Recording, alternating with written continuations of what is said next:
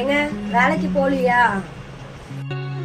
போகணும்மா, வேலை இல்லைம்மா, ரொம்ப டல்லுமா, என்ன பண்ணுறது தெரியலம்மா. ஆமா, எது கேட்குற? அதுவாங்க, ஸ்கூல் ஃபீஸ் கட்டணும் குழந்தைங்களுக்கு, அப்புறம் வீட்டுக்கு மளிகை ஜாமான் வாங்கணும், வீட்டு வாடகை கட்டணுங்க, அதான் கேட்டேன். ஓ, அதெல்லாம் கட்டணுமாம்மா? பார்க்குறேம்மா, ஒரு 2-3 நாள் டைம் கொடு, பார்க்குறேன். எங்கேயாவது கடனாவது வாங்கிட்டு வந்து கட்டிடலாம், என்ன பண்ணுறது. சரிங்க, இருங்க வந்துடுறேன்.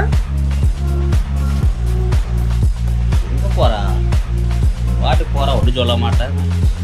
வேற பொம்பளையாக தான் சண்டைக்கு வந்திருப்பாங்க, பரவாயில்லையே. இந்தாங்க தண்ணி.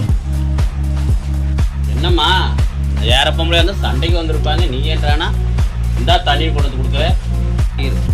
எனக்கு தெரியாதாங்க நீங்க 2-3 நாள்ல கொடுத்துருவீங்கன்னு.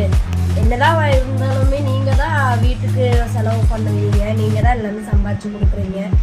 அதனால நான் சைலண்டா போயிடுறது நல்லதானே. உங்களுக்கு இருக்கிற டென்ஷன்ல 1000 டென்ஷன் இருக்கு உங்களுக்கு. நான் வந்து உங்ககிட்ட சண்டை போட்டாக்க உங்களுக்கும் டென்ஷன் ஆகும், எனக்கும் டென்ஷன் ஆகும்.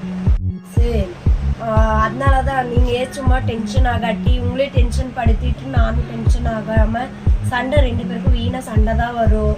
அதனாலதாங்க 2 பேருக்கு சண்டை வேண்டாம்னு சொல்லிட்டு போயிட்டேன், பேசாம போயிட்டேன். உங்க மனசை புரிஞ்சு நடந்துக்கிட்டாதான் நாங்கள் குடும்ப ஒற்றுமையா இருக்கோம். புருஷன் மனசை கொண்டாட்டி எப்பவுமே புரிஞ்சுக்கிட்டு நடந்தாக்கா குடும்பத்தில் 2 பேருக்கு சண்டையே வராது.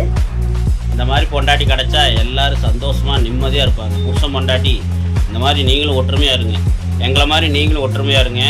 உங்கள் வாழ்க்கையில் நீங்கள் ஜெயிப்பீங்க, மேலும் மேலும் நல்ல ஒரு முன்னேற்றம் அடைவீங்க. ஓகே ஃப்ரெண்ட்ஸ், பாய்.